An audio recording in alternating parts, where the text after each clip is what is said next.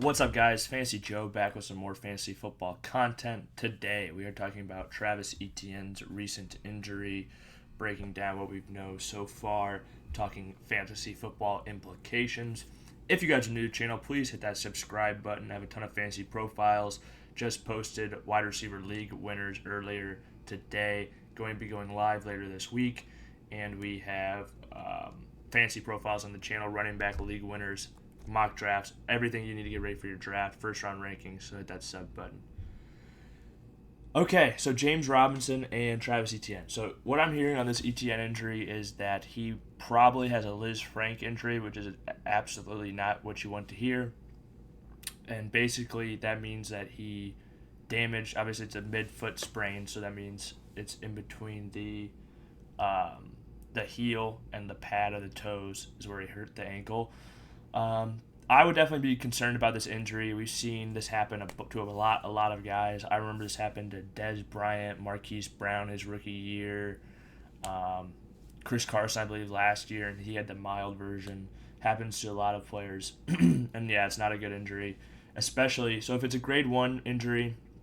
He's probably going to miss 3 to 4 weeks, which would probably put him out till week 1 for sure, or week 2, till week 2. But if it's worse than that, he's probably going to need surgery, and then it could be out even longer. Until he returns, I would definitely say James Robinson's an RB2. But the one thing I would point out is throughout camp, they've been talking about how Trevor Lawrence has been finding Etienne on all these pass routes and stuff like that. And a vast majority, you see that 49 reception mark right there for James Robinson last year when he was getting 85% of the running back touches. That's the number we need to see keep high if he's going to, do anything close to what he did like last year. He's got to keep that reception number up, get those passes. But with no Etienne, maybe that's just part of Lawrence's game. He's going to continue to check it down. I think he should have a good amount of receptions. I just don't know if he'll have, as many targets as he had last year is what I'm trying to say. But, yeah, I think James Robinson is definitely an RB2 till Etienne returns. It's definitely a bummer if you drafted Etienne. He was in the RB League winners video. Wish he had not gone down. I'm trying to think of where I would be comfortable taking Etienne right now without hearing about anything. I think we'll know by the end of the day what grade Liz Frank injury it is. Honestly, it's preseason, so they don't have to tell us. But I feel like we'll get some kind of update. The fact that we've already heard it's a Liz Frank injury, I think, is illuminating. But yeah, that's basically my thoughts. I view probably James Robinson anywhere from RB 17 to 21, probably right in that range. Just rough estimate right now. When he's the starter while Etienne's back. One thing I want to touch on, I think this is an underrated part about the Jacksonville Jaguars team this season. So I don't think this goes so much for Trevor Lawrence, but it definitely goes for the running backs. They have a pretty good run-blocking offensive line, and they return all 5 starters. They have drafted Jawan Taylor a couple years ago. He was a first-round talent at right tackle. They were able to get him in the second round. Cam Robinson, they franchise tagged him. Both struggle as pass blockers, but both are pretty good run blockers.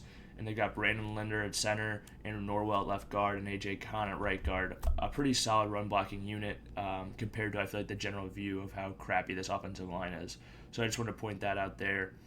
And, I think James Robinson, I would probably draft him a little bit ahead of Etienne at this point, just because there's a fact that, if Etienne has a grade 2 or grade 3 sprain, he could be missing, a long chunk of the season. And the thing I've always heard about Liz Frank injuries is once you get, so let's say it's a grade 2 or grade 3 injury, and again, I'm not a doctor by any means, obviously, but what I've heard in the past is so once you get that grade 2 or grade 3 injury and you get surgery the first time, there's a chance you need surgery again. So you could return from the injury just to push back, do all that work to get back, rehab, but then so you might have pushed the ankle or the joint, I don't know if it's a screw or what it is, too hard, and then you could damage it again and have to have that second surgery. But once you have the second surgery, the chance of needing anything again goes down dramatically. But there's a pretty good chance of that second surgery.